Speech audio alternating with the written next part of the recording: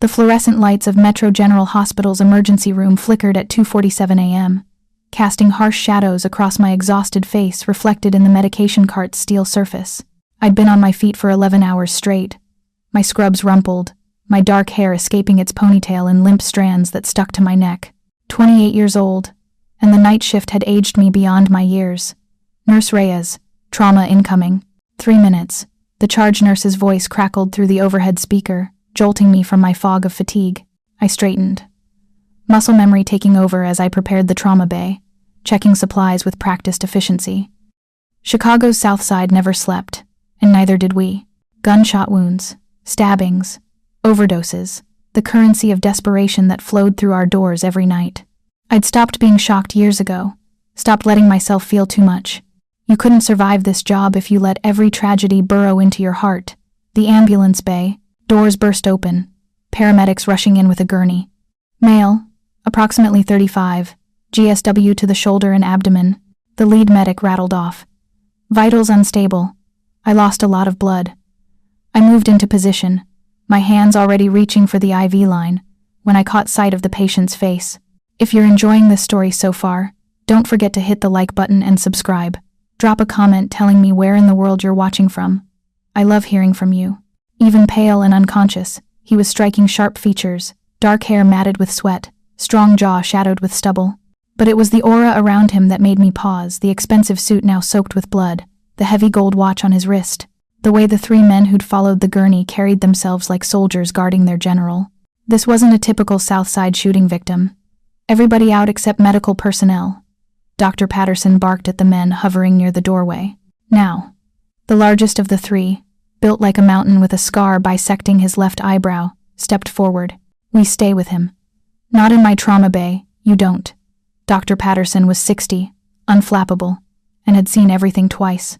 Get out or I'll have security remove you. The man's hand moved toward his jacket, and I knew with absolute certainty he was reaching for a weapon. My heart hammered, but I kept my focus on establishing the IV line, finding the vein despite my trembling hands. Nico. The word came from the gurney, barely a whisper, but somehow cutting through the chaos. The patient's eyes had opened, dark and fierce even in his weakened state. Wait outside. The scarred man.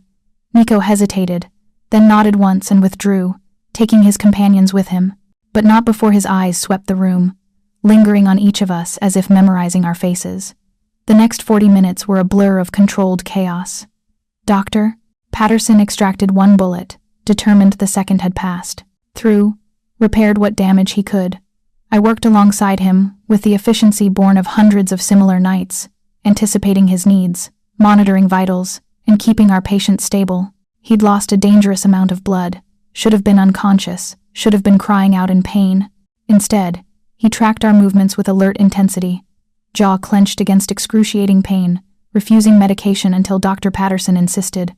You'll go into shock without it, I said quietly, adjusting his IV. Let us help you. His eyes fixed on me then, assessing, calculating. Your name.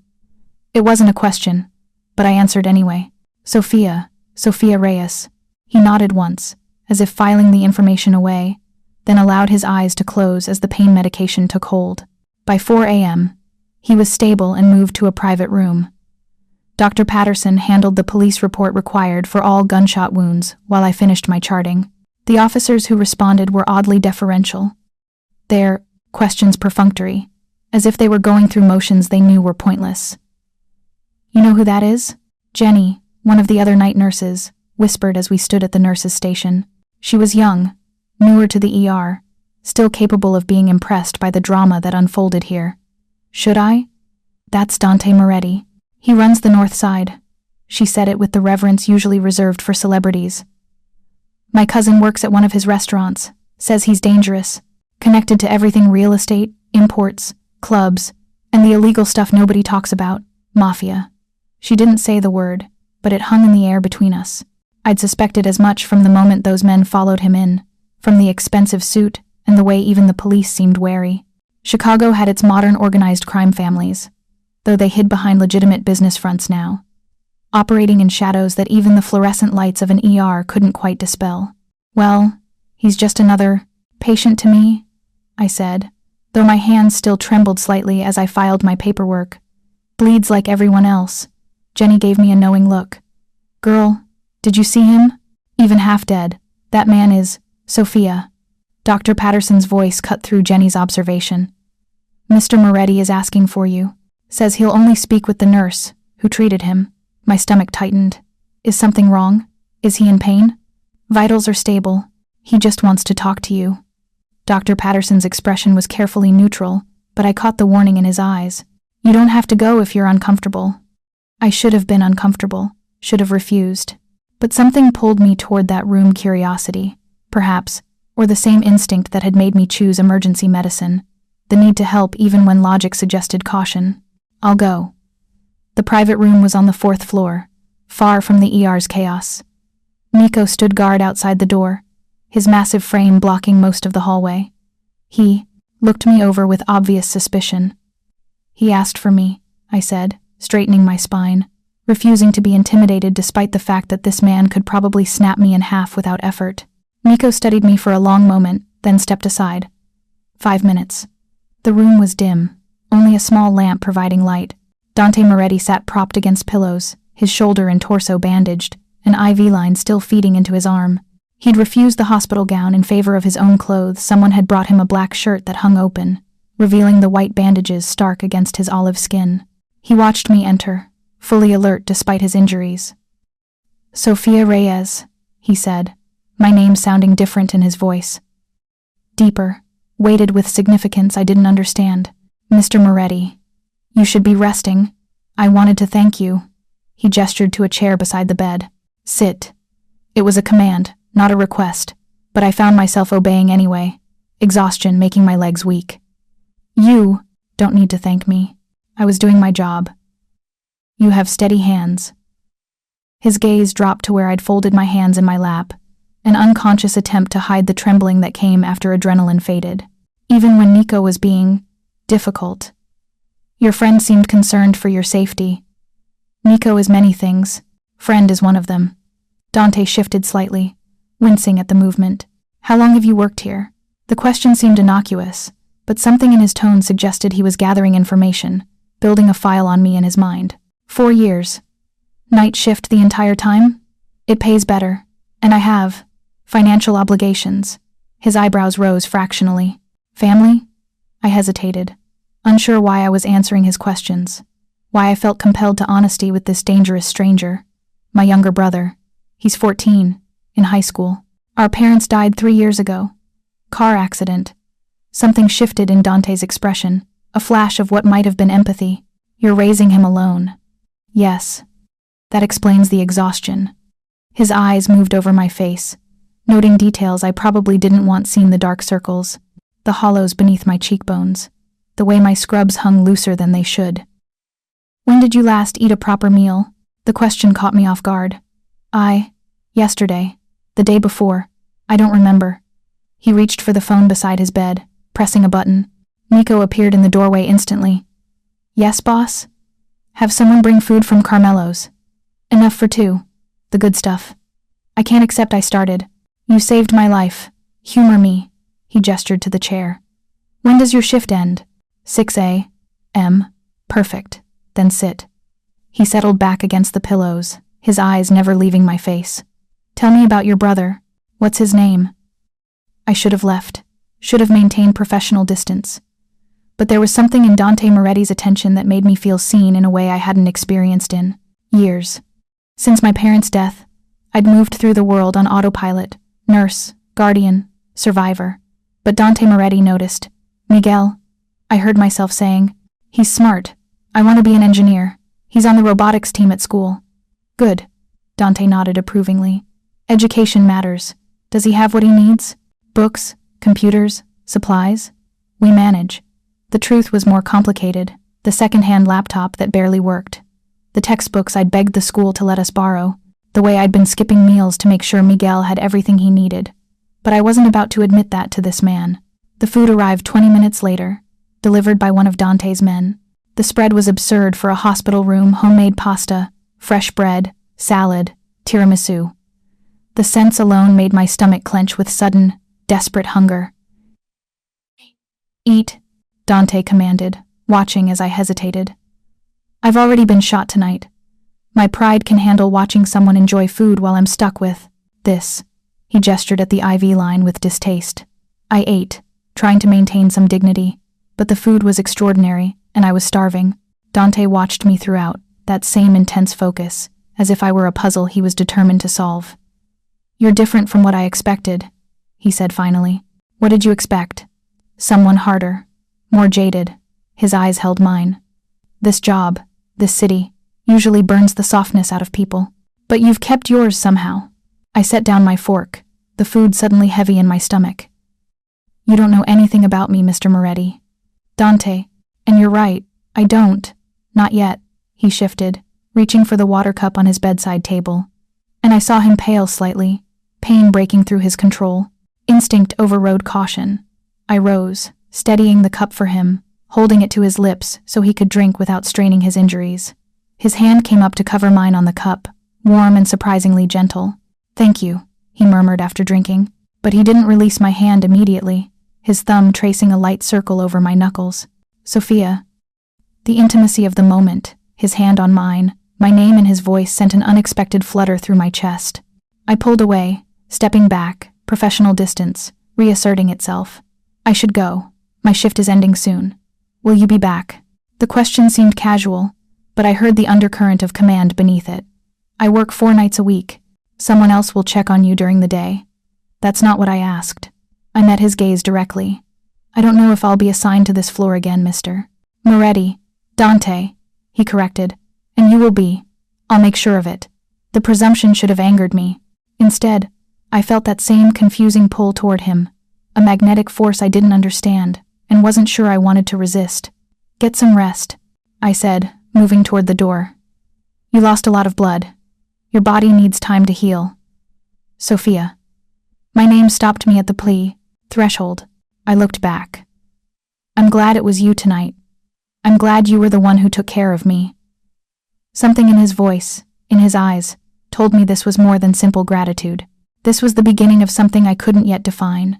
Something that would change everything about my carefully controlled, exhausting, invisible existence.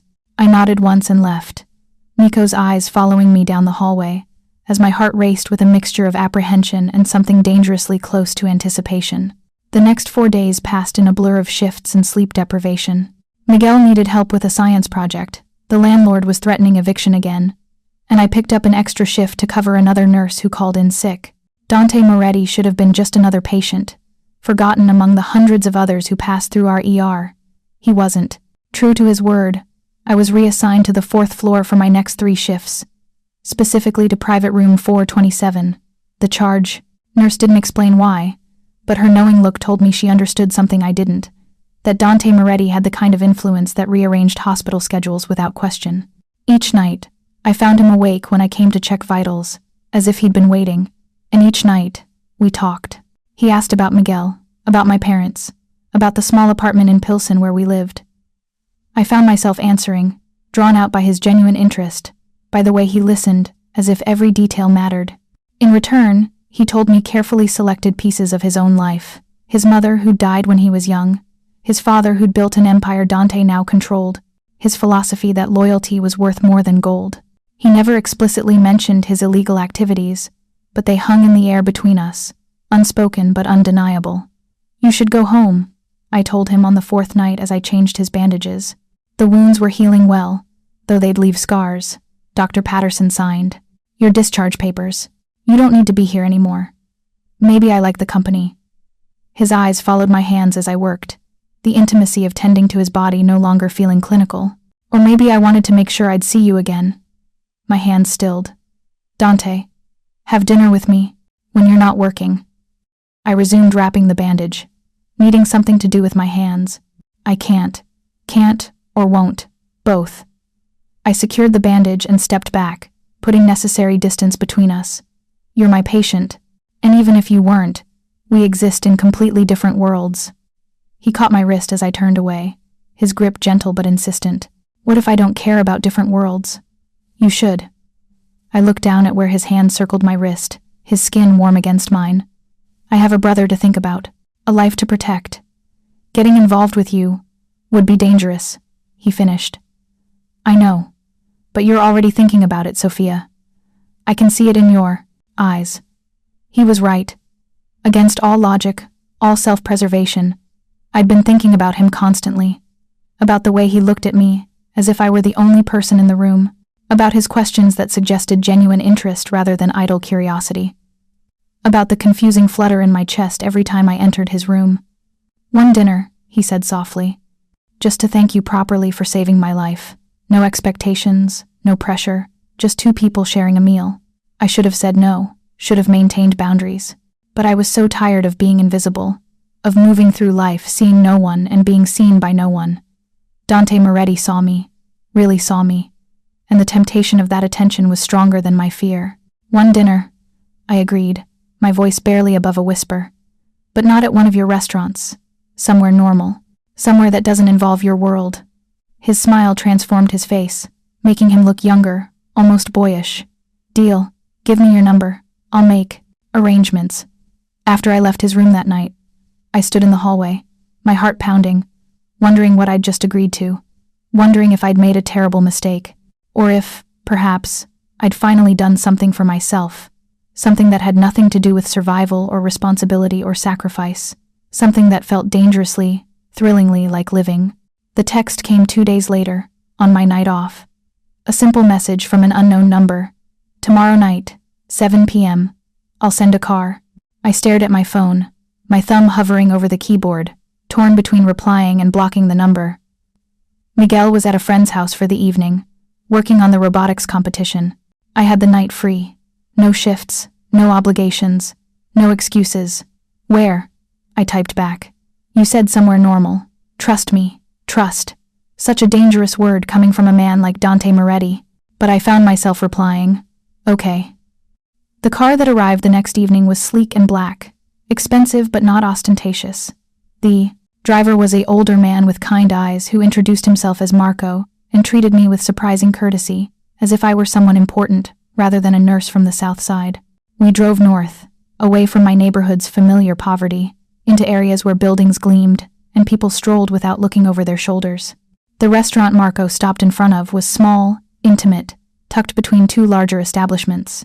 Through the windows, I could see exposed brick, soft lighting, and only a handful of tables. Dante stood outside, waiting. He wore dark jeans and a simple button-down shirt, the bandage on his shoulder barely visible beneath the fabric. Without the trappings of his hospital stay or the blood-soaked suit from that first night, he looked normal, approachable. Though the way he held himself, the awareness in his eyes, still marked him as anything but ordinary. Sofia. He smiled as I approached, and I felt that now familiar flutter in my chest. You came. You sound surprised. I thought you might reconsider. Come to your senses. He gestured to the restaurant. This is Piccolo Fiore, family-owned, been here 40 years, best Italian food in Chicago, and nobody knows about it except locals. No bodyguards? I glanced around, noting the absence of men like Nico.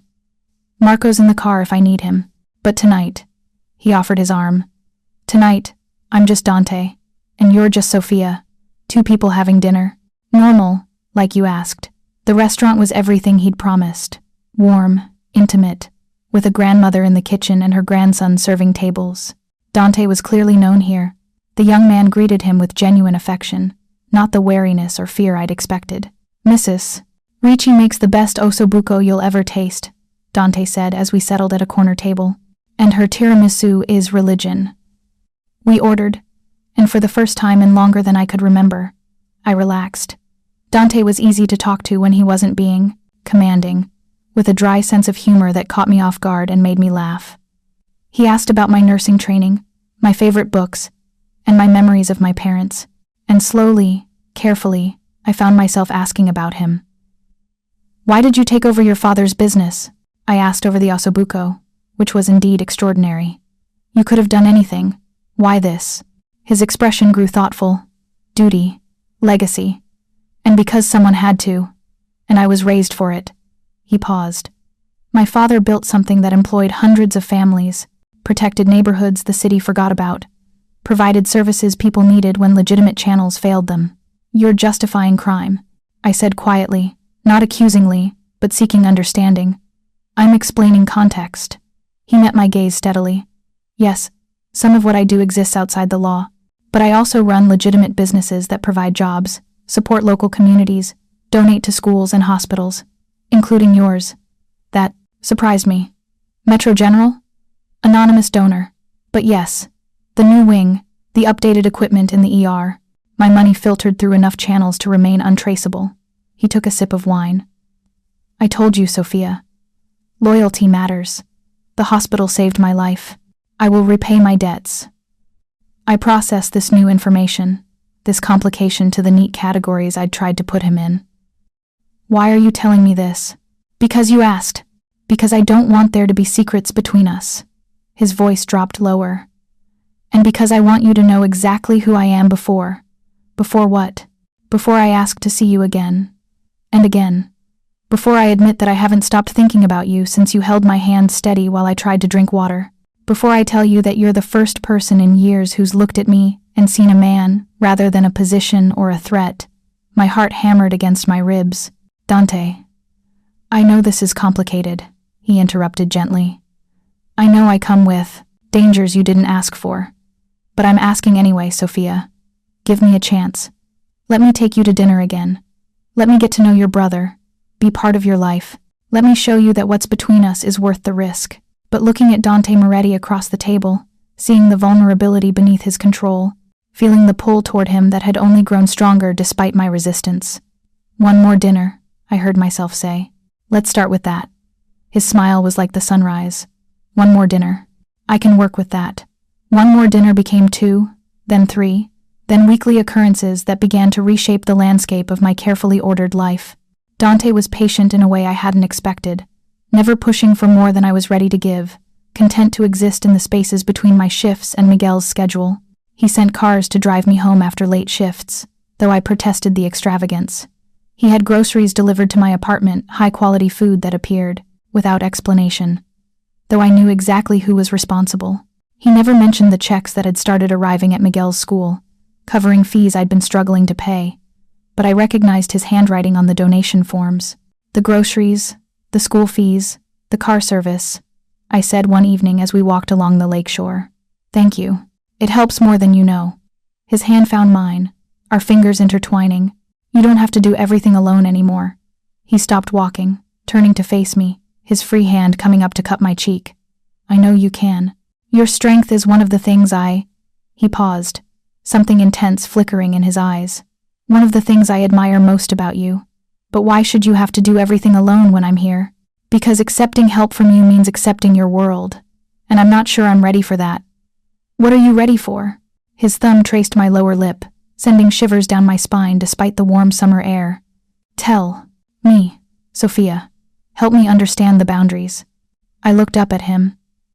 At this man who had somehow become central to my existence in just 8 weeks. I'm ready for this. For dinners and walks and getting to know you. But meeting your associates, being seen publicly as connected to you, putting Miguel at risk by association.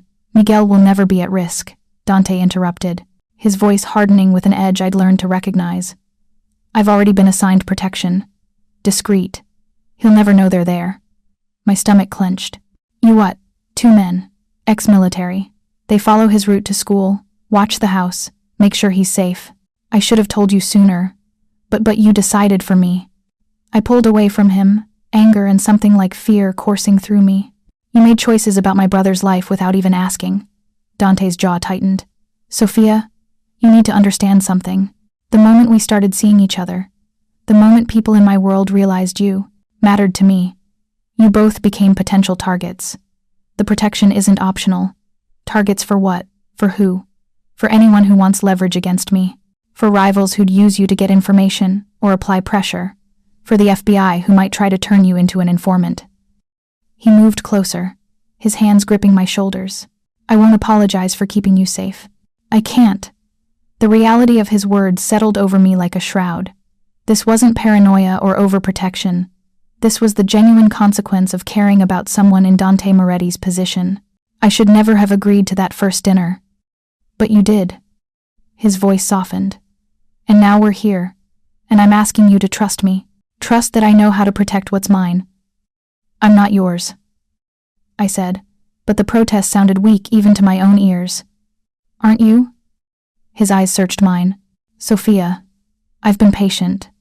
I've moved at your pace, respected your boundaries, but don't lie to yourself about what this is between us. You feel it too. He was right. Over 2 months of dinners and conversations and stolen moments, I'd fallen for Dante Moretti.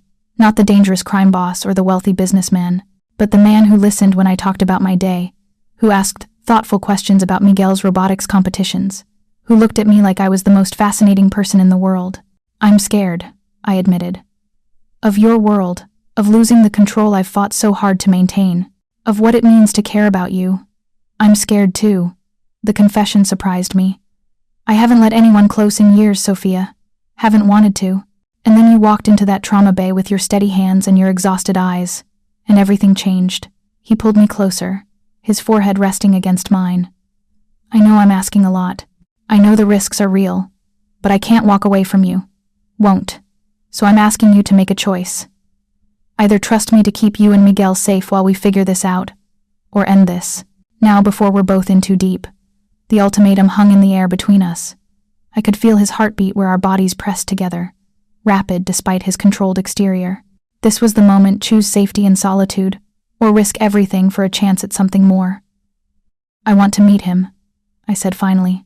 Miguel, I want you to meet my brother properly, not as the man sending anonymous donations, but as someone important in my life. Dante pulled back enough to see my face, hope and satisfaction warring in his expression. You're sure? No, but I'm doing it anyway. I managed a shaky smile. Fair warning, he's 14 and suspicious of everyone. He's going to grill you. I look forward to it. Dante's smile was genuine, transforming his usually guarded features. When? Sunday dinner. I'm off, and Miguel will be home. Nothing fancy, I'm cooking. Can you handle that? A normal family dinner in a small apartment? Sofia, I'd sit on your floor and eat takeout if it meant being part of your life. He kissed me then, soft and slow, a promise and a claim all at once. When we broke apart, I rested my head against his chest, listening to his heartbeat, trying to convince myself I hadn't just made a terrible mistake. Sunday arrived with the inevitability of a storm on the horizon. I'd told Miguel that someone important was coming to dinner, someone I'd been seeing. His reaction had been predictably skeptical. A boyfriend? He'd looked up from his laptop, his dark eyes so like our mother's narrowing with suspicion. Since when do you date? You're always working. Not always. And yes, I've been seeing someone, for about 2 months now. 2 months and you're just telling me? The hurt beneath his accusation stung. I wanted to be sure it was serious before involving you. I'd sat beside him on our threadbare couch. Miguel, this man, he's different, complicated, but he's important to me, and I want you to meet him. What's his name? Dante Moretti. Miguel had stiffened, recognition flashing across his face. The Dante Moretti? Sofia, do you know who that is? Yes, and you're dating him anyway? My brother's voice had climbed higher. Do you know what people say about him? About what he does? I know some of it, maybe not all. I'd taken his hands, forcing him to meet my eyes. But I also know he's been good to us. The groceries, the money for your school fees, that was him. And he's made sure we're safe. Safe from what?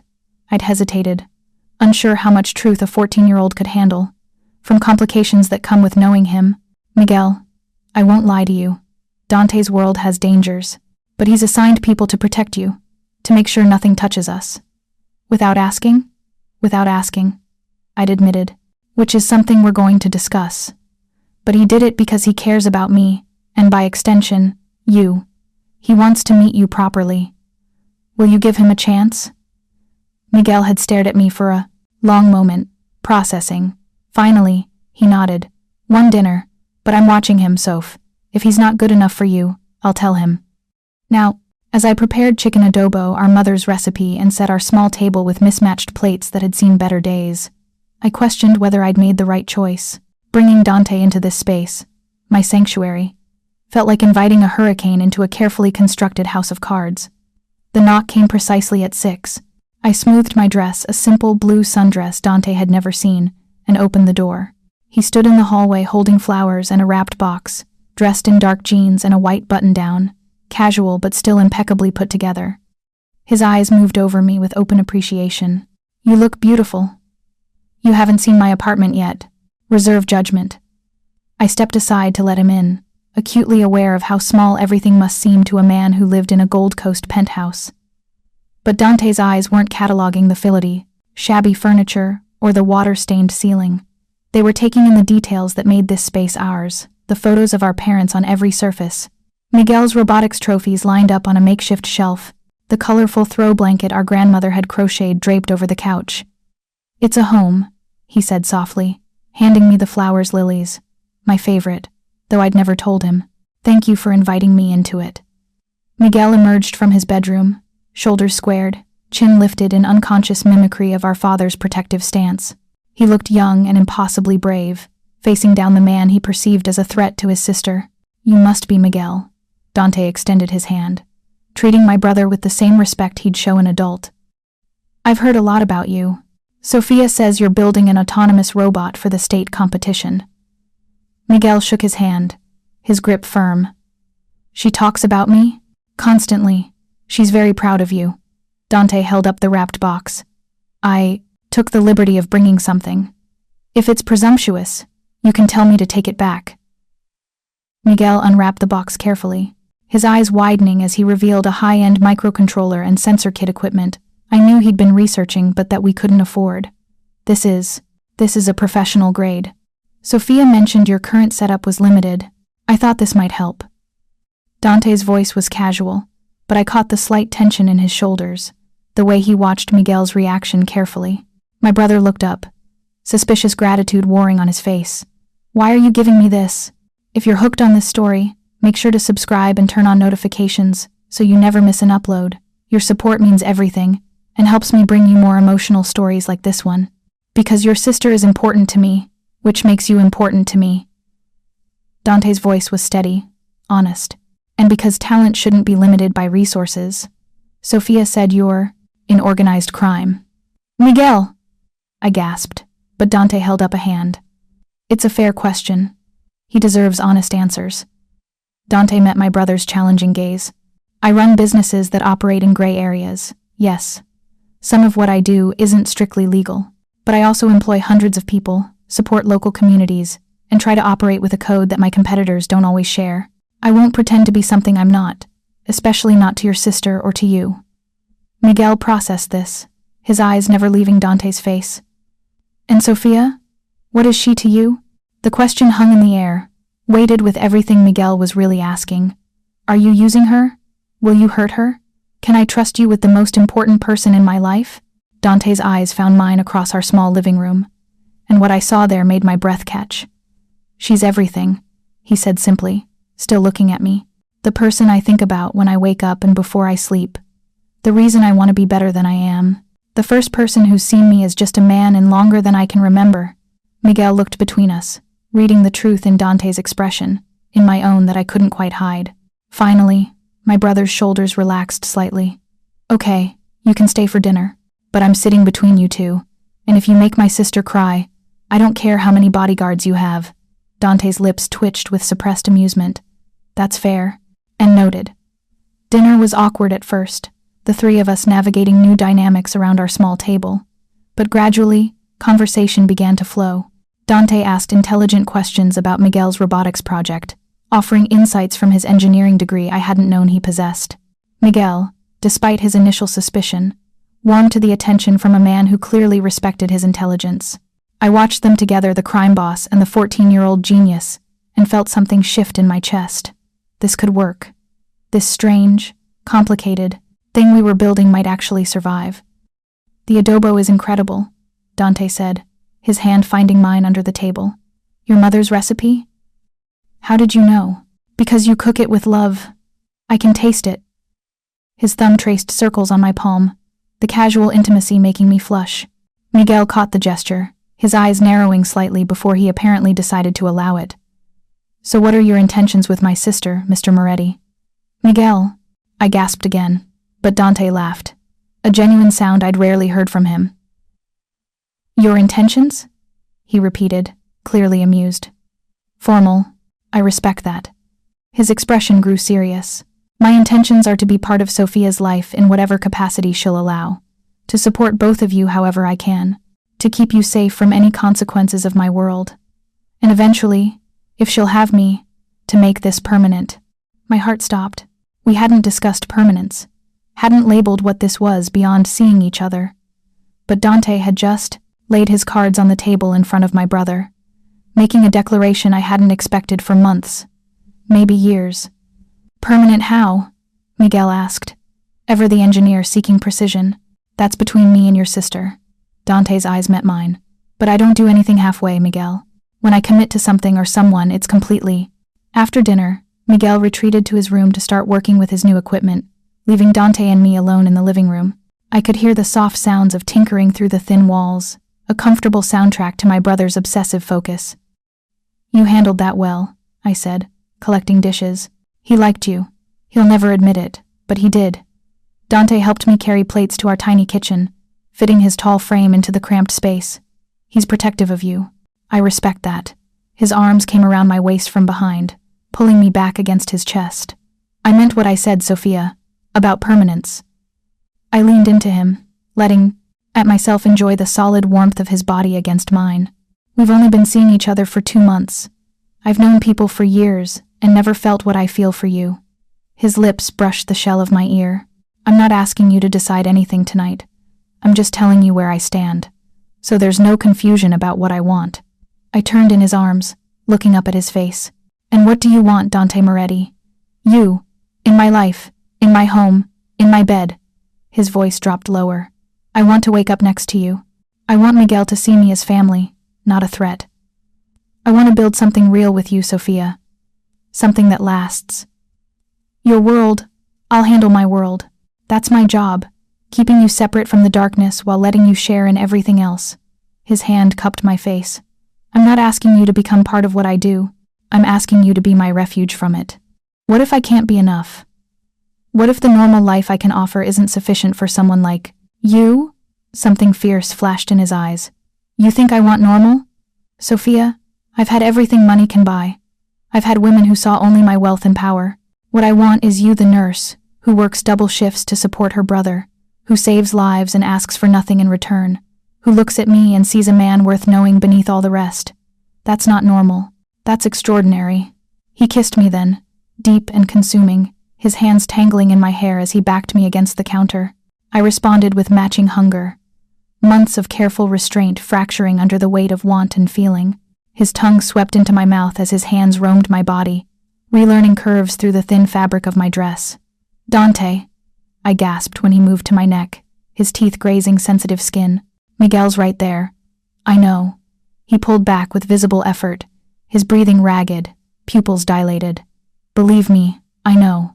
But soon, Sofia, soon I want you in my bed with no interruptions, no holding back. The promise sent heat flooding through me. Is that a threat or an invitation? Both. His smile was predatory.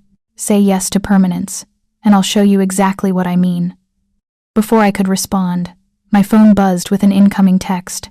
I glanced at the screen, and my blood ran cold. It was a photo. Miguel at school, taken from a distance, his face circled in red. Below it, a message. Pretty boy. It would be a shame if something happened to him. Tell Moretti to back off the portside development, or the kid pays. The phone slipped from my nerveless fingers. Dante caught it before it hit the ground, his expression darkening as he read the message. Fuck. The curse was quiet but vicious. He immediately pulled out his own phone, speed dialing. Nico, we have a situation. Someone just threatened Miguel Reyes. I want all protection protocols activated now. And find out who sent this message. I want a name by morning. I couldn't breathe, couldn't think. Past the image of my brother's innocent face marked like a target. This is what you meant. About them using us as leverage. Sofia? No. I stepped away from him, wrapping my arms around myself. This is exactly what I was afraid of. The thing you promised wouldn't happen. It won't happen, Dante said with absolute certainty. I will find whoever sent this, and I will make sure they understand the consequences of threatening what's mine. Miguel will be safe. You have my word. Your word. A hysterical laugh bubbled up. Dante, someone just threatened to hurt my brother because of me. Because of us. Your word isn't enough. His jaw clenched. What do you want me to do? Walk away? Leave you and Miguel unprotected? Because I promise you, Sofia, the threat doesn't disappear just because I'm not in your life. They've made you a target now. The only thing keeping you safe is me. The terrible truth of his words settled over me like a weight. We'd crossed a threshold, and there was no going back to invisible safety. Someone in Dante's world had noticed me, and had decided I was a viable pressure point. Whether Dante and I continued or not, Miguel and I were now marked. What's the portside development? I asked, trying to focus on concrete details rather than spiraling panic. A construction project. Mixed-use residential and commercial space on the waterfront. I'm a primary investor. But it's completely legitimate, permits filed, union labor, the works. He ran a hand through his hair, frustration evident. There's a rival group that wants the contract. They've been pushing back, trying to leverage me out of the deal. By threatening a 14-year-old boy. By threatening the people I care about. Yes. He moved toward me slowly, carefully. Sofia, I need you to trust me. I need you to let me handle this my way. Can you do that? I looked at him, this man who had somehow become essential to my life, who promised protection and permanence and belonging, this man whose world had just reached out and touched my brother with malice. What does handling it your way mean? It means I find who ordered this threat, and I make sure they understand that you and Miguel are completely off limits. It means I will eliminate the problem permanently. Eliminate. The euphemism wasn't lost on me. You mean kill them. Dante's eyes held mine, unflinching. If necessary. To protect you and Miguel? Yes. Without hesitation. I should have been horrified. Should have pushed him away. Ended this before it went further. But looking at the cold determination in his face, the absolute certainty that he would do whatever it took to keep us safe, I felt something else. Protected. Chosen. Worth fighting for. I need to tell Miguel, I said finally. He needs to know the threat is real. Needs to understand why the protection you've assigned isn't optional anymore. I'll tell him with you. Dante's hand found mine, squeezing gently. We do this together. Miguel took the news better than I expected, his face paling but his voice steady as Dante explained the situation. So what happens now? Now your protection detail becomes visible, Dante said. 2 men will accompany you to school, stay nearby during the day, and escort you home. They're professionals, ex-military. They won't interfere with your life, but they will keep you safe. For how long? Until the threat is neutralized. Dante's voice was firm. However long that takes. Miguel looked at me, reading the fear I couldn't quite hide. This is because of you two. Because they think they can use me to hurt you. Yes, I admitted. Miguel, I'm so sorry. If I'd known, you'd have what? Not dated him? My brother's eyes moved between us, seeing the connection we couldn't hide. I'm not stupid, Sofia. I see how he looks at you, how you look at him. You're happy for the first time since Mom and Dad died. You think I want you to give that up because some asshole sent a threatening text? Language, I said automatically, even as emotion clogged my throat. Seriously? Miguel actually smiled, quick and lopsided. Someone threatens to kill me and you're worried about my language? He turned to Dante. Okay. Here's the deal. You keep Sofia safe, you keep me safe, and you don't break her heart. Do that, and we're good. Dante extended his hand. You have my word. All of it. They shook. A pact sealed, and I felt tears prick my eyes at the surreal scene, my baby brother negotiating with a crime boss, like they were business partners rather than a teenager, and the man dating his guardian. After Miguel returned to his room, Dante held me as I finally let the fear surface, tears soaking his shirt as he murmured reassurances in Italian and English, his hands steady on my back. I won't let anything happen to him, he promised. Or to you. This threat, whoever sent it, they'll regret ever looking in your direction. I believed him. And that should have terrified me more than it did. The next 72 hours passed in a tense blur. Miguel's protection detail materialized 2 serious men named James and Carlos, who shadowed my brother with professional discretion. Dante increased security around my apartment building, stationed men in the lobby and on our floor. He sent Marco to drive me to and from the hospital, non-negotiable despite my protests. And he hunted. I didn't see him during those 3 days, though he called every few hours to check in, his voice tight with controlled fury. He was tracking down the source of the threat, following leads through his network of informants and allies. I didn't ask for details. and he didn't offer them. On the fourth day, he showed up at the hospital during my shift, finding me in the break room during a rare quiet moment. One look at his face told me he'd found answers. "It's handled," he said without preamble. "The threat is eliminated." I set down my coffee with shaking hands. "What does that mean?" "It means the people who threatened Miguel have been dealt with. Their organization has been dismantled. They won't be coming near you or your brother again." He moved closer, his hands framing my face. "You're safe, Sofia. Both of you." "Did you?" I couldn't finish the question. "I did what was necessary." His eyes held mine, steady and unrepentant. "I won't apologize for protecting you. I won't feel guilt for eliminating a threat to the people I love." Love. The word hung between us, spoken for the first time. "Say it again," I whispered. "I love you, Sofia Reyes." His voice was rough with emotion. "I've loved you since you held a cup to my lips in that hospital room and looked at me like I was worth caring about. I love your strength and your compassion and the way you put everyone else first. I love how you look in the morning with your hair messy and your eyes barely open. I love that you make me want to be better than I am." Tears streamed down my face, but I was smiling. "I love you too. God help me, I do. Even knowing what you're capable of, what you've done, don't." He kissed me softly, cutting off the words. "Don't qualify it. Don't apologize for it. Just love me, Sofia. That's all I ask." "Come home with me," I said suddenly. "Not to my apartment, to your home. I want to see where you live, who you are when you're not being careful around me." Something heated flickered in his eyes. "You're sure about this?" "I'm already in your world, Dante. Show me the rest." His smile was slow, dangerous, filled with promise. "Then let's go home, amore mio. Let me show you exactly where you belong." Dante's penthouse occupied the top 2 floors of a gleaming tower in the Gold Coast, with floor-to-ceiling windows that showcased the city sprawling below like a kingdom of light. The elevator required a special key, opening directly into his living space, a security measure that spoke volumes about the life he led. The interior was sophisticated, but surprisingly warm. Exposed brick walls contrasted with modern furnishings. Original artwork hung alongside what looked like family photographs, and a state-of-the-art kitchen gleamed with equipment I recognized from my mother's dreams of opening her own restaurant someday. "It's beautiful," I said, moving through the space while Dante watched me from the entryway, his expression unreadable. "But it doesn't feel like you live here. It feels like a showroom. Perceptive." He shrugged out of his jacket, draping it over a chair. "I spend most of my time working. This is where I sleep, occasionally eat. Not much more. No family photos except that one." I pointed to a single frame on a side table, a younger Dante with an elegant woman who had his eyes, and a man whose face radiated authority and danger in equal measure. My mother and father. Taken a year before she died. He came to stand beside me, his hand finding the small of my back.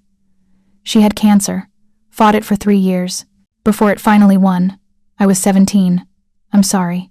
I leaned into him, understanding grief's particular weight. "And your father?" "Heart attack. 5 years ago. He'd built the organization from nothing, turned it into an empire. When he died, it became mine." His voice was neutral, but I heard the complexity beneath it. "We had a complicated relationship. He was a hard man, believed in the old ways. Violence first, negotiation second. I've tried to do things differently. Is that why someone felt comfortable threatening Miguel? Because they see you as weak compared to your father?" Dante's jaw tightened. "Some mistake restraint for weakness. It's a miscalculation they only make once." He led me through the penthouse, showing me his office dominated by a massive desk and multiple monitors, a gym that clearly saw regular use, and finally, his bedroom. The space was masculine and minimalist, with a king-sized bed that looked impossibly inviting and another wall of windows, overlooking the lake. "I've imagined you here," Dante said quietly, coming to stand behind me, his arms encircling my waist. "In my bed, in my life, every night since that first dinner. Sofia, you've been haunting me." I turned in his arms, my hand sliding up his chest to link behind his neck. "I'm here now. Are you?" His eyes searched mine. "Completely? Because once we cross this line, once you're truly mine, I won't be able to let you go." "Maybe I don't want you to let me go." I pulled him down, my lips meeting his with an urgency that had been building for months. Dante responded with matching hunger, his hands roaming my body as he walked me backward toward the bed. We fell onto the mattress in a tangle of limbs and desperate touches, months of restraint finally shattering. "Wait," he gasped, pulling back despite the obvious cost to his control. "Sofia, I need to know you're sure that this isn't just adrenaline from the threat or gratitude for protecting Miguel. I need this to be real." I framed his face with my hands, making sure he saw the truth in my eyes. "I love you, Dante Moretti. Not because you protected us, though I'm grateful. Not because of adrenaline, though that's certainly present. I love you because you see me, because you make me feel alive instead of just surviving. Because when I'm with you, I'm not just Miguel's guardian or the overworked nurse or the girl who lost her parents. I'm Sofia, just Sofia, and that's enough." His controlled mask cracked. "You're more than enough. You're everything I didn't know I was missing." This time when he kissed me, it was different, slower, deeper, weighted with emotion beyond desire. His hands were reverent as they explored my body, learning curves and angles with the focus he brought to everything important in his life. I responded with equal intensity, tracing the scars on his shoulder from the gunshot wounds I'd treated, feeling the solid strength of muscle beneath warm skin.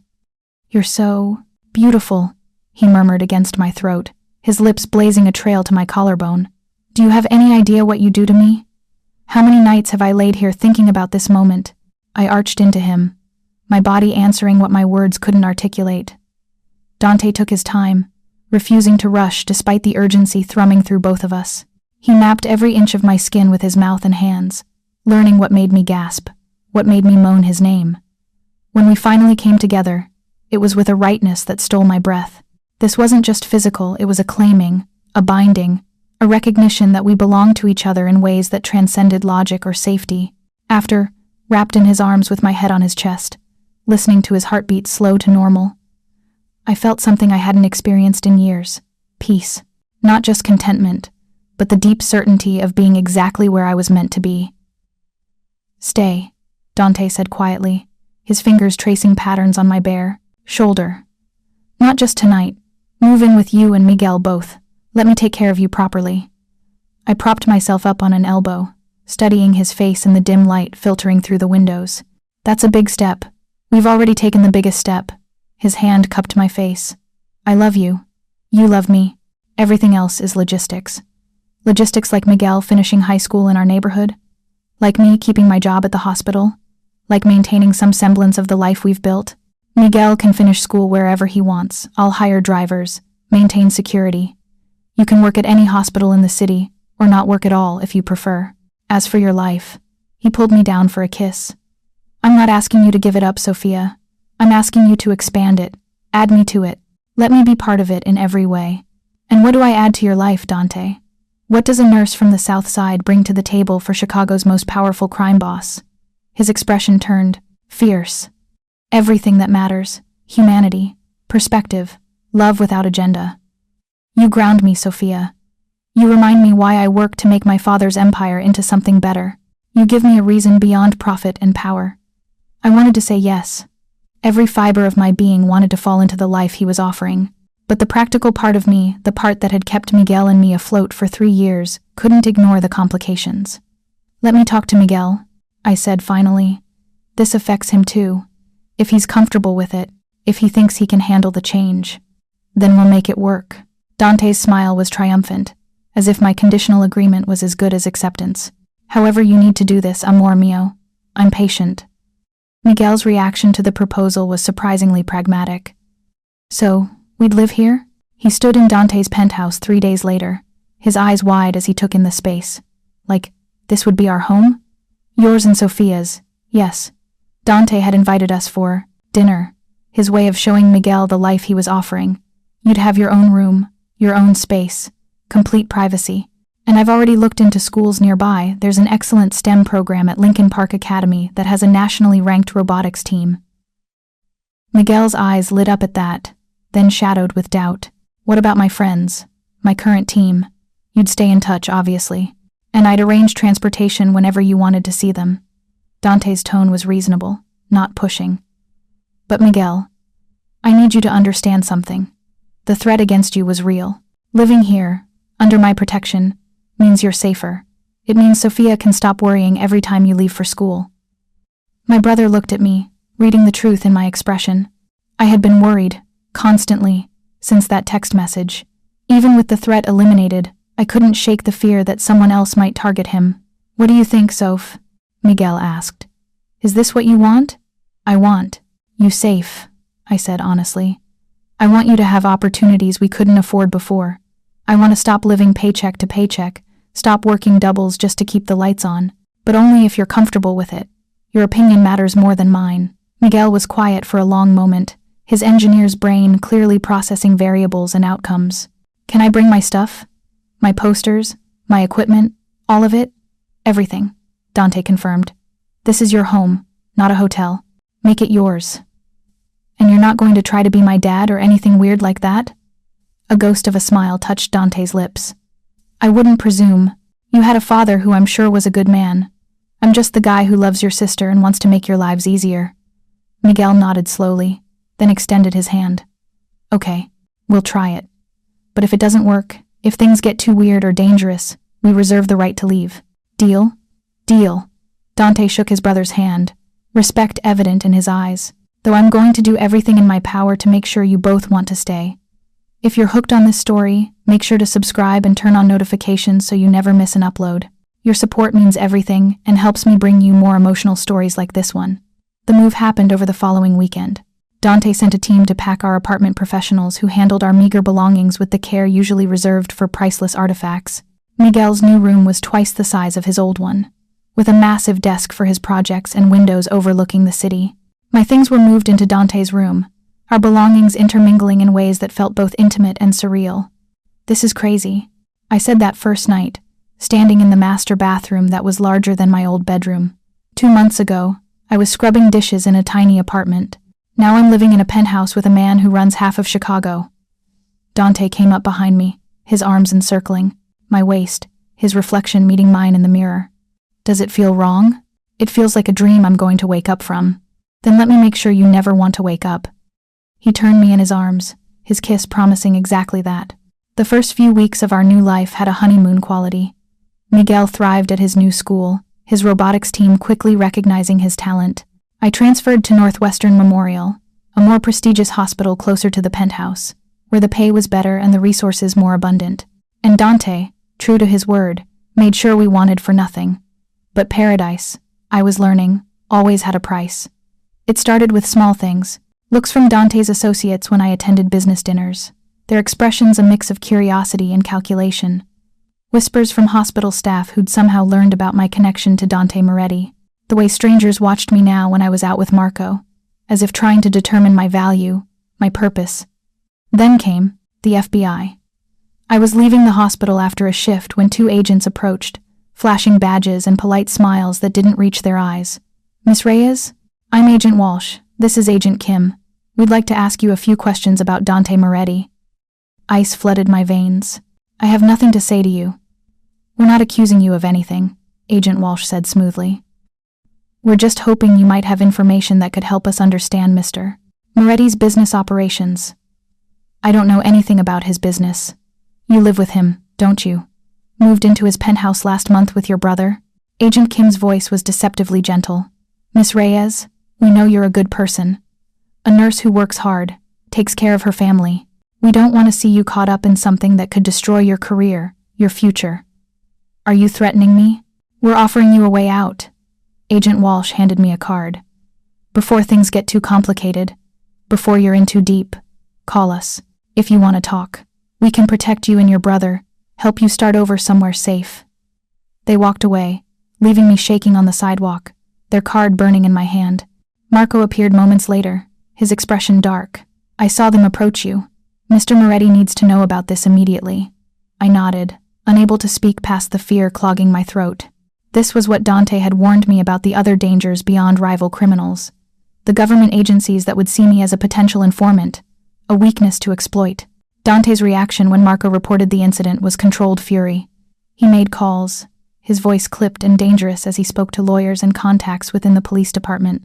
Then he pulled me into his arms, holding me while I trembled. "They won't touch you," he promised. "I'll make sure of it." "How?" They're the FBI, Dante. You can't just make them disappear. No, but I can make it politically unwise for them to harass you. I have friends, in positions that matter. His hand stroked my hair. Sofia, this is part of my world. I told you it would be complicated. I know. I pulled back to look at him. I just didn't realize how many people would see me as leverage, as a tool to get to you. Which is why you have protection. Why Marco drives you. Why James and Carlos watch Miguel. His jaw tightened. I won't let anyone use you against me. Not the FBI. Not my rivals. Not anyone. But the agent's visit had shaken something loose in me. That night, unable to sleep, I stood at the window looking out over the city, questioning whether I'd made the right choice. Whether the price of loving Dante Moretti was higher than I could afford to pay. You're thinking about leaving. Dante's voice came from the bed, quiet but certain. I turned to find him sitting up, his expression carefully neutral. No. Maybe. I don't know. Today scared me, Dante. The FBI approached me in broad daylight, in public. What if Miguel had been with me? What if they'd tried to talk to him? They won't. I've made sure of it. He rose, moving to stand beside me at the window. But Sofia, I can't make your life risk-free. I can only minimize the danger and deal with threats as they arise. Is this what it's always going to be like? Looking over my shoulder, wondering who's watching, who's trying to use me. For a while, yes. Until people understand that you're completely off limits. Until my enemies learn that touching you or Miguel means signing their own death warrant. His hand found mine. I know it's hard. I know I'm asking you to be strong in ways you shouldn't have to be. But I love you, Sofia, and I'm asking you to trust that I can keep you safe while we build this life together. I wanted to trust him, but fear had taken root, growing like poison vine through my newfound happiness. What if it's not enough? I whispered. What if loving each other isn't sufficient protection against everything that wants to tear us apart? Dante pulled me into his arms, his heart beating steady beneath my ear. Then we fight harder, we adapt, we find a way. His voice dropped lower, rough with emotion.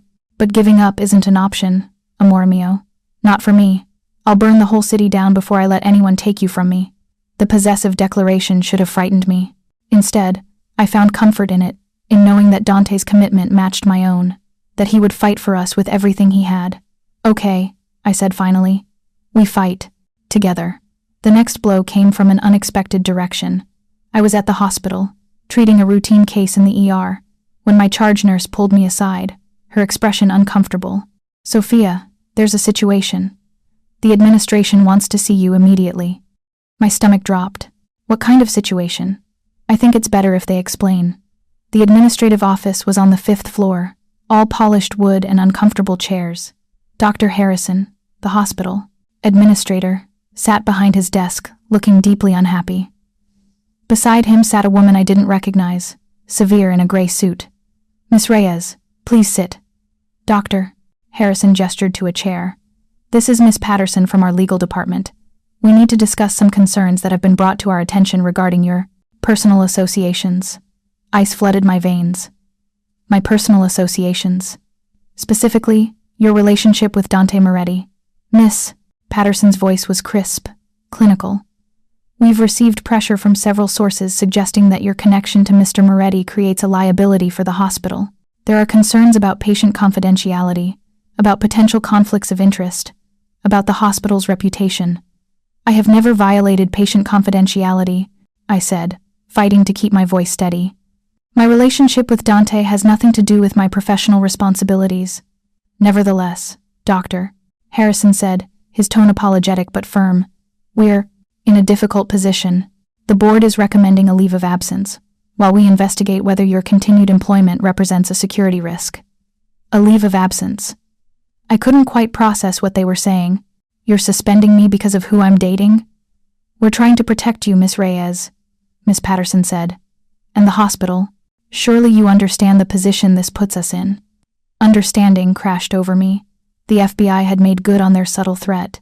They'd applied pressure to the hospital, forced this confrontation, all to isolate me from Dante.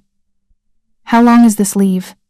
Indefinite, Dr. Harrison admitted, until the situation resolves itself. Until I left Dante, he meant. until I was no longer considered a security risk. I stood, my legs shaking but my spine straight. "I'll clean out my locker." "Sophia," Dr. Harrison called as I reached the door. "For what it's worth, I'm sorry. You're an excellent nurse, if circumstances were different." But they weren't different, and no amount of apology changed the fact that loving Dante Moretti had just cost me my career. I made it to my car before the tears came, harsh sobs that shook my entire body. Marco, waiting in the driver's seat, took one look at my face and immediately called Dante. "We're coming to you," was all he said before starting the engine. Dante met us in the parking garage of his office building, his expression darkening as he took in my tear-stained face. He pulled me out of the car and into his arms, holding me while I explained what had happened. "They can't do this," I said against his chest. "It's not legal. I could fight it. They can, and they did. The FBI put pressure on the hospital administration." Dante's voice was cold with fury.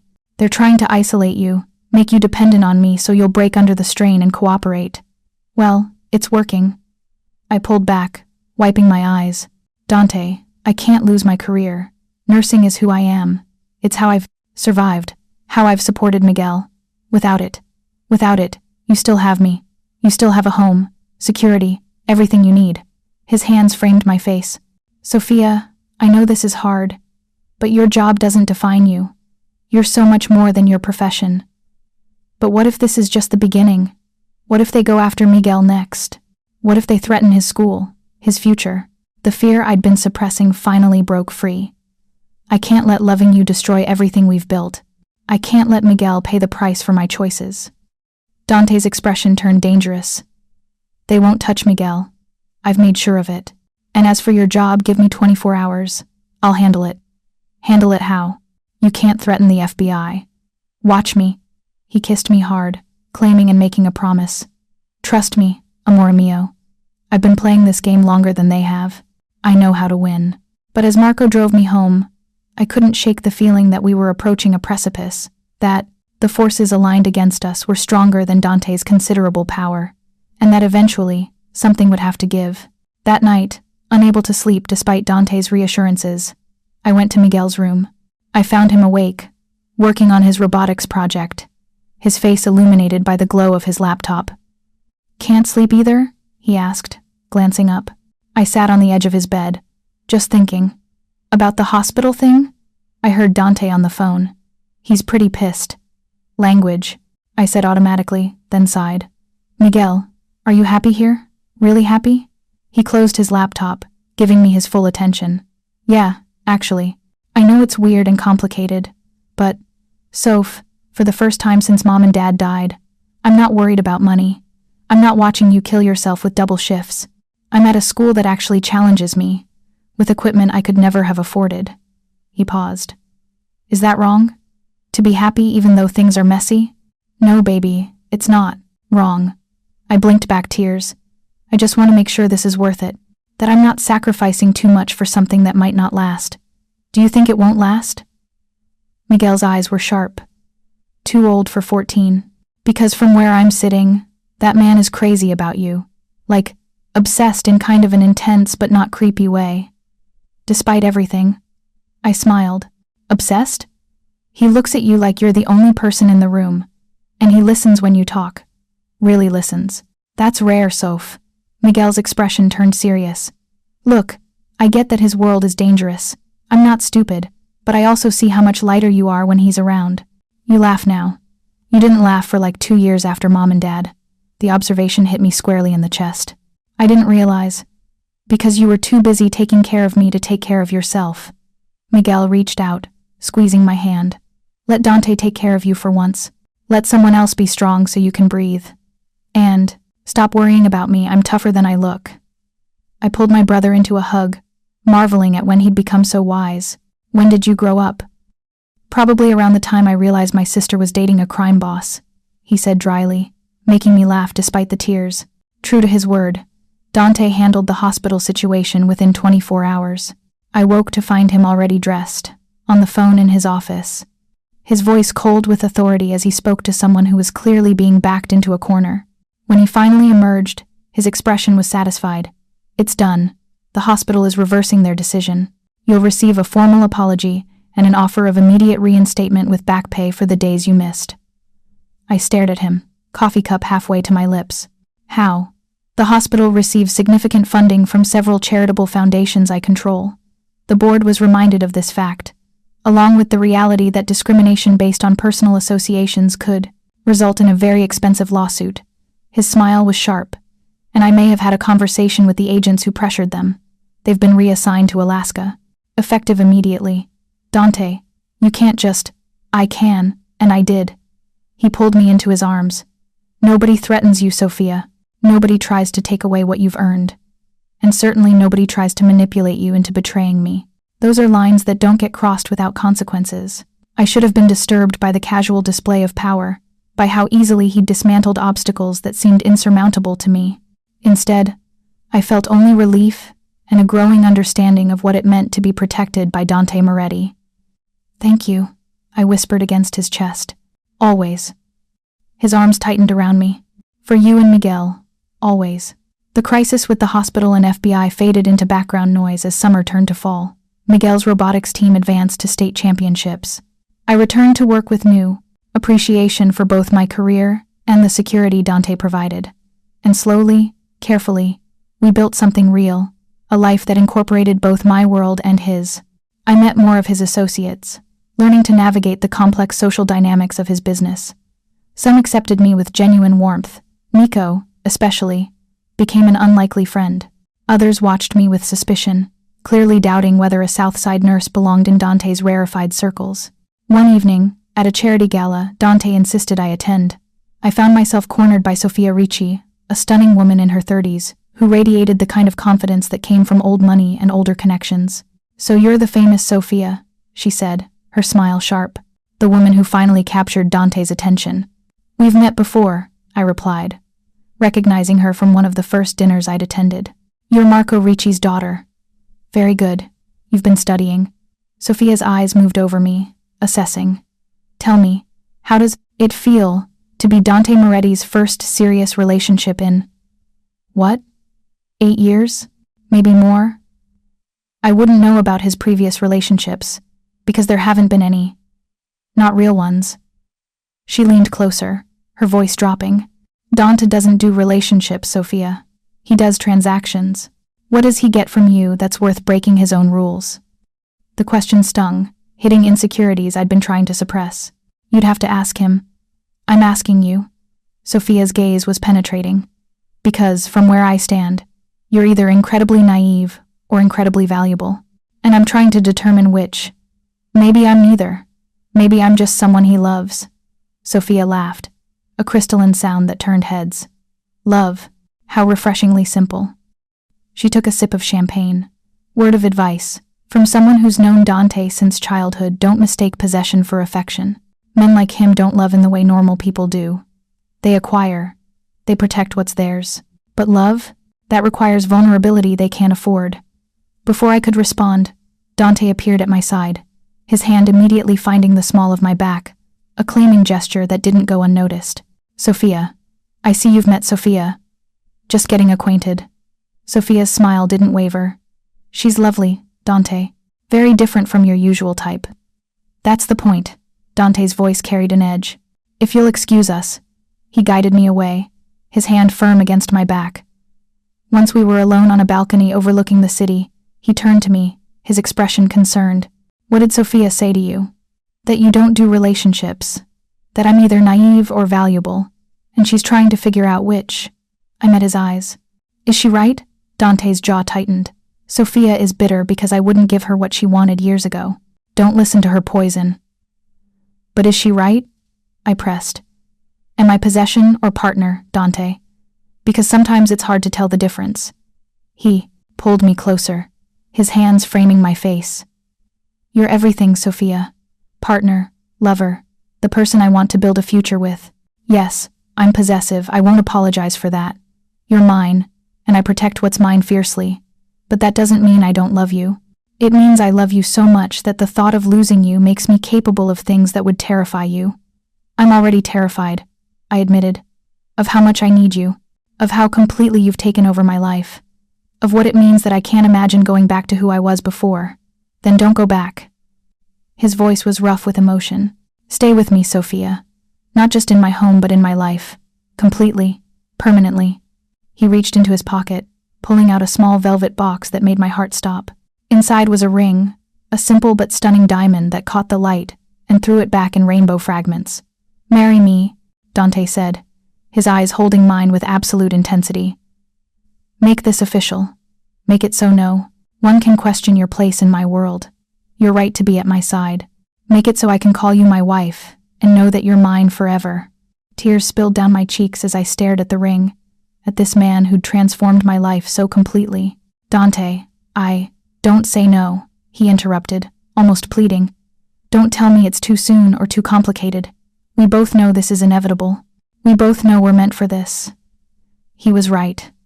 Against all logic, despite every complication, I knew with absolute certainty that I wanted to be his wife, wanted to bind myself to him legally and emotionally, to claim him as completely as he'd claimed me.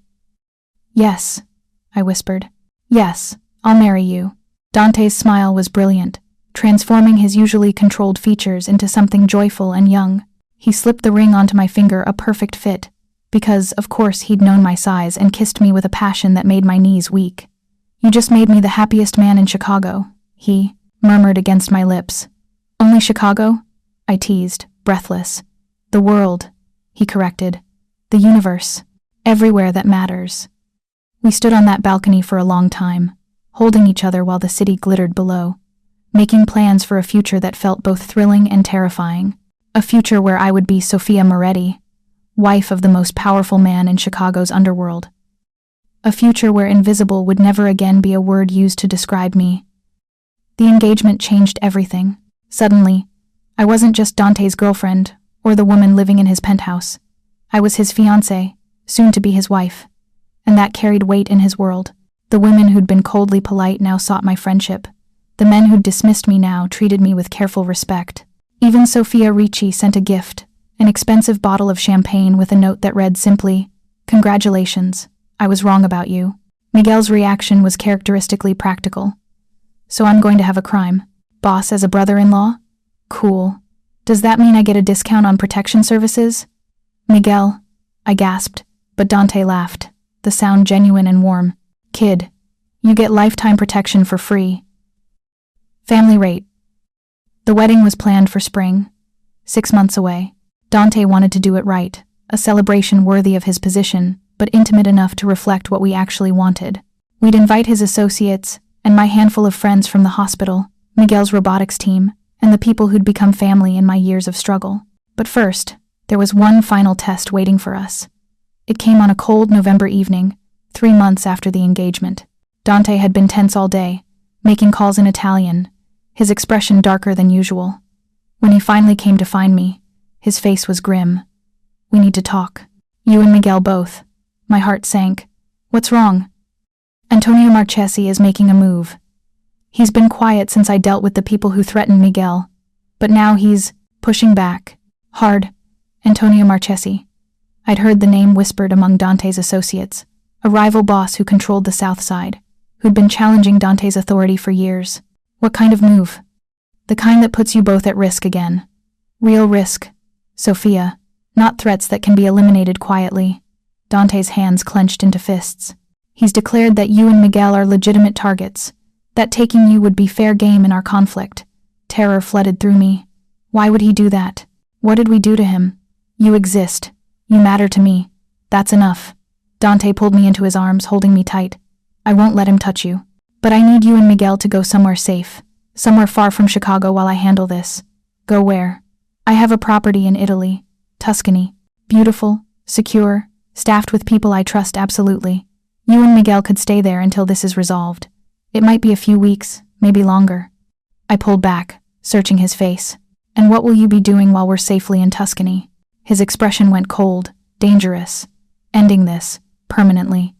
You mean going to war with Marchesi? If that's what it takes. No hesitation, no doubt. Just absolute certainty that he would do whatever was necessary. No. The word came out firm. I'm not hiding in Italy while you fight here. We're partners, remember? He searched my face. You understand what that means? The risk? I understand. I stepped closer. And I'm staying anyway. Something fierce and proud flashed in his eyes. Do you have any idea what you're saying? What facing this together mean? I'm saying I trust you to protect us. I'm saying I'd rather be at risk by your side than safe and away from you. I'm saying that if Antonio Marchesi wants to use me against you, he's going to discover that I'm not the weakness he thinks I am. I'm your strength. Dante kissed me hard, his hands tangling in my hair. You're going to give me a heart attack, amor, mio. You know that? Better than giving you up. I held him tight, feeling his heart thunder against mine. Whatever comes, we face it together. That's what forever means, right? Forever, he agreed, his voice rough with emotion. Together. Miguel, when we told him, was surprisingly calm about the threat. So what's the plan? Besides Sofia being stupidly brave and refusing to leave? The plan is security beyond what we've been doing. You don't leave the penthouse without a full detail. Sofia doesn't go anywhere without me or Nico. And we wait for Marchesi to make his move so I can end this once and for all. End it how? Miguel asked, his eyes sharp. Dante didn't insult him with euphemisms. However, I have to. This ends when Marchesi understands that you both are completely untouchable, when he knows that coming after you means his complete destruction. My brother nodded slowly. Okay, I'm in. But Dante, if something happens to Sofia because of this, because you brought us into your world. He didn't finish the threat, but it hung in the air. Then, you have my permission to make me pay for it, Dante said seriously. Your sister is my life, Miguel. I'd burn the world before I let anyone hurt her. The next 2 weeks were the longest of my life. Security tightened to almost suffocating levels. Armed guards stood outside the penthouse. Marco accompanied me everywhere, with additional security following at a distance. Miguel's school route involved 3 cars and constant surveillance. We were living in a fortress, waiting for an attack we knew was coming but couldn't predict. Dante barely slept, spending long hours in his office, coordinating with his organization, preparing for war. I'd catch him sometimes, staring out the windows at the city he controlled, his expression dark with thoughts he didn't share. Talk to me, I said one night, finding him on the balcony, the cold November wind whipping around us. I'm trying to find a way to end this, without bloodshed, he admitted. Marchesi is old school, he respects strength and violence. Negotiation is weakness to him, so I have to show him strength in a way he can't ignore. What does that mean? It means I'm going to do what my father would have done, something brutal enough to end this permanently. He looked at me, his eyes haunted. I'm going to become the man I've tried not to be, the man you fell in love with despite his darkness. I'm about to show you just how dark I can get. I moved to stand beside him, taking his hand. I'm not afraid of your darkness, Dante. I chose you knowing what you're capable of. I still choose you, even if what I do to protect you makes you look at me differently, especially then. I pulled him down for a kiss. We're in this together, remember? Your darkness doesn't scare me away. It just makes me hold on tighter. The attack, when it finally came, wasn't against us directly. Marchesi was smarter than that. Instead, he went after Dante's businesses, a fire at one of his restaurants, a shooting at a club he owned, bombs at 2 of his warehouses. The message was clear: surrender or watch everything burn. Dante's response was swift and overwhelming. I didn't see most of what happened. He kept me deliberately separate from the violence. But I heard the phone calls, saw the news reports of gang violence erupting across the South Side. Marchesi's operations were systematically destroyed, his people arrested or forced to flee. And finally, the man himself disappeared, along with his top lieutenants. 3 days after the attack began, Dante came home covered in blood that wasn't his own. His eyes were cold, his expression harder than I'd ever seen it. This was Dante Moretti, the crime boss, the man capable of ruthless violence when protecting what was his. It's over, he said simply. Marchesi is gone. His organization has been absorbed into mine. The threat to you and Miguel is eliminated permanently. I didn't ask what gone meant. Didn't want to know the details of what he'd done to end the threat. Instead, I took his hand and led him to the shower, washing the blood and violence away, helping him find his way back to the man I loved beneath the darkness. Are you all right? He asked afterward, as we lay in bed, his body curved protectively around mine. I'm alive. So are you and Miguel. That's what matters. You're not horrified by what I did? by what I'm capable of. I turned to face him, meeting his eyes directly. I'm grateful. You protected us. You did what needed to be done. That doesn't make you a monster, Dante. It makes you mine.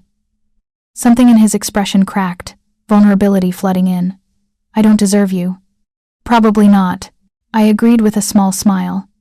But you're stuck with me anyway. Forever, remember? Forever, he echoed, pulling me closer. My light in the darkness. My reason for everything. Thank you so much for watching until the end. If you loved this story, check out the other videos on your screen now. I think you'll really enjoy them. And don't forget to subscribe if you haven't already. See you in the next story.